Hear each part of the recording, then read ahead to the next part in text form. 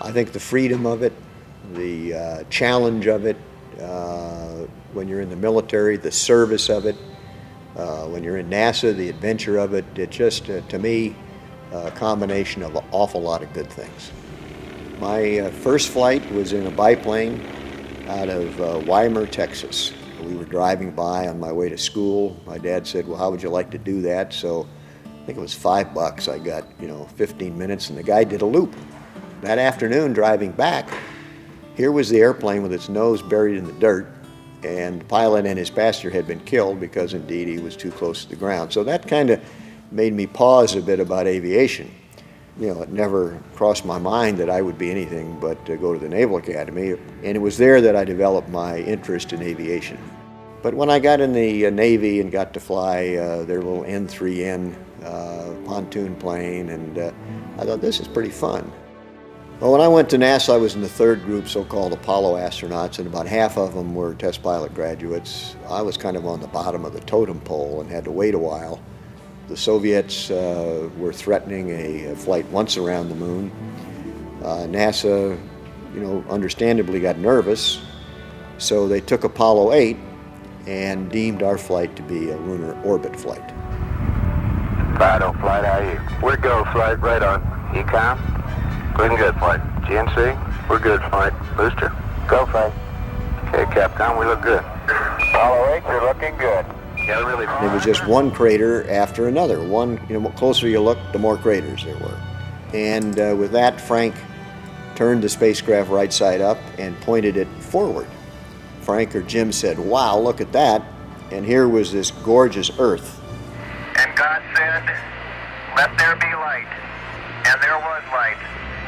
And God saw the light. That it was good. But I just kept clicking and figuring that sooner or later one of them would be good. Well, as it turns out, one of them turned out okay. And God divided the light from the darkness. And that became the iconic Earthrise picture, which I was eventually credited with.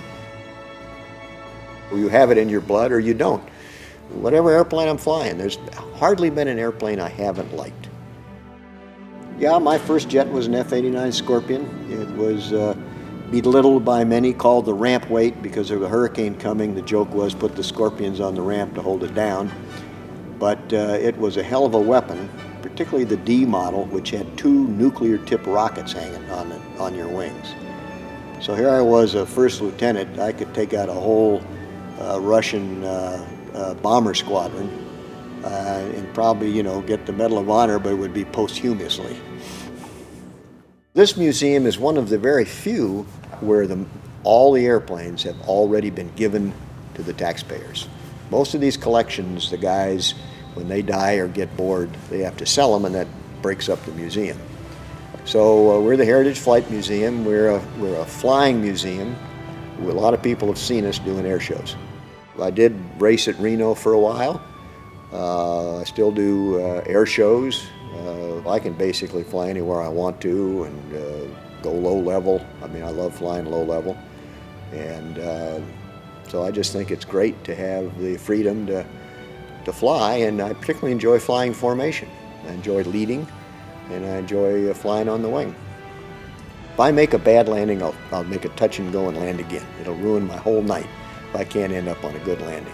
My biggest fear is not dying, it's landing gear up by mistake.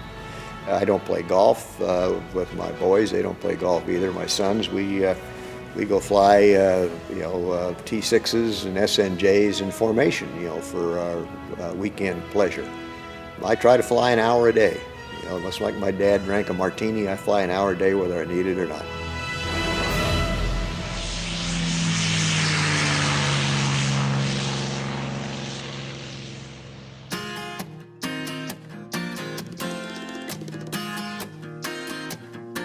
Mm-hmm.